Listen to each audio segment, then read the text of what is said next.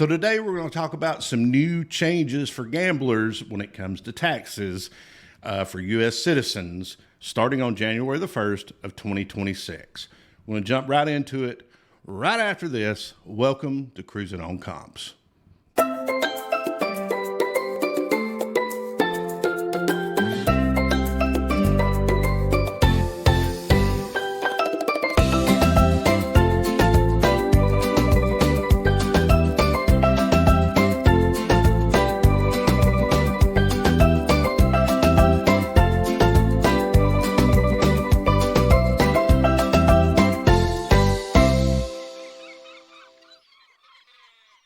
Okay, today's episode, very much everybody's favorite subject, taxes.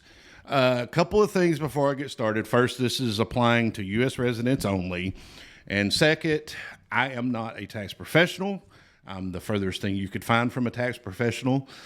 So this is for information and entertainment purposes only. If you have any specific questions regarding taxes, the only person you should listen to 100% is a tax professional. So please contact them to clarify any questions you may have. Okay, now, having said that, there's two changes. We're going to go ahead and get into the one that's going to apply to most of you versus the second one that I would assume is probably going to apply to very few of you. The first one is Handpay amounts. Starting in 1977, anything of $1,200 or more, the casino was required to issue a U.S. citizen a W-2G that they would then also report to the IRS. So whoever that gambler is was going to be required to post those gambling winnings on their tax return and pay the applicable taxes on those amounts. So for example, if you won a $2,500 jackpot, you got a $2,500 Handpay, you're going to get a W-2G stating that you won $2,500. So when you went to file your taxes, you would have to report that as gambling winnings, and you would have to pay taxes on that.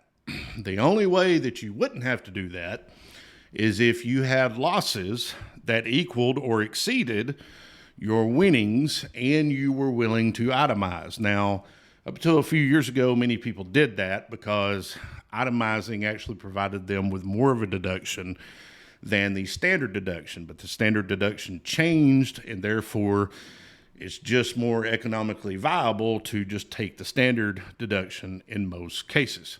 Regardless, you had to file that on your tax return. That amount has changed from $1,200 to $2,000. Now, should it be more? We could certainly have a debate about that. In my personal opinion, yes, it should be more. But the information provided by Congress when they announced this was that in their findings, 85% roughly of the handpays in the U.S. from casinos to U.S. citizens was actually less than the $2,000 threshold that they've created, which was very surprising to me, to be honest with you. I figured it would be much more than that, or much less than that from a percentage perspective. But that's the information given as justification of that $2,000 amount. Now, something that you need to be prepared for on any land-based casino in the U.S. or on any cruise ship that has traditionally provided W-2Gs for U.S. citizens when they hit a Handpay, you're going to likely for the next few months still encounter issues where if you hit a payout, any type of win over $1,200, the machine is likely still going to lock up, because they have to go in with the gaming commission in order to change that amount from the $1,200 to the $2,000. Now, that does not mean that if, say, you hit $1,500, that they're going to still issue you a W-2G. They're not. They're only going to issue a W-2G if it's the $2,000 or more. But the process of them having to come to the machine, pay you out cash, and then unlock the machine so you can continue to play, or somebody else can continue to play that machine, is likely going to be the same until they get the internal part of the machine changed to $2,000. So you should be on the lookout for that. Now, the second part of this has to do with mostly professional gamblers, and that is how much you can deduct off of your gambling winnings with gambling losses. Now, how this works is you have to keep very meticulous records of your gambling losses if you're planning on counting them as deduction against your gambling winnings. That's always been that way. The IRS is very strict on that. However, up until January the 1st of 2026, if you could provide documentation that your gambling losses and your gambling winnings were the same, you broke even, or if your gambling losses exceeded your winnings, you could claim up to the amount of your gambling winnings in gambling losses, as long as it was true and it was well documented. Well, they can't do that anymore. Now you can only claim up to 90% of your gambling winnings is gambling losses. And this is very much not fair, in my opinion, to professional gamblers, because you're having to pay taxes on what is essentially phantom income. Let's say, for example, you won $100,000, but you lost $100,000.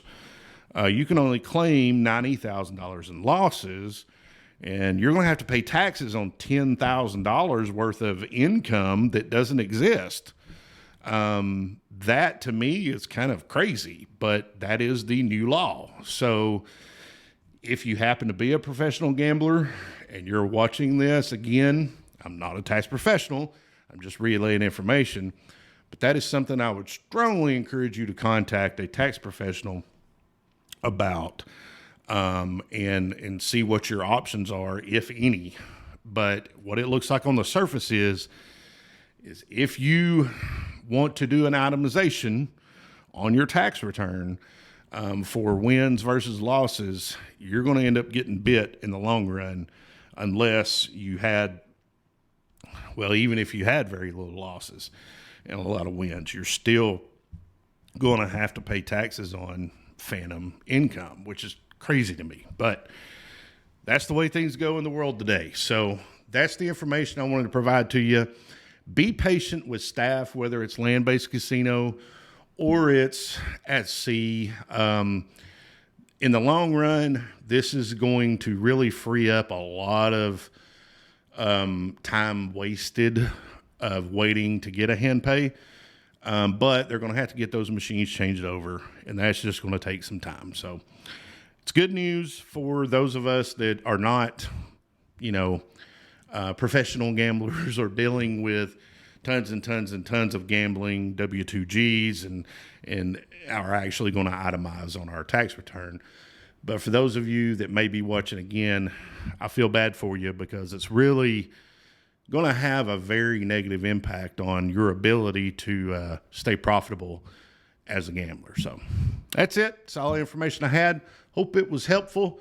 Drop me a comment in the comments below. How do you feel about these law changes? Are you excited about it? Are you ticked off about it? Do you think it should have been more? Let me know in the comments. Let's start a discussion about it. And until next time, I really appreciate you watching. Thank you so much for your support, and I'll see you in the next one. Bye now.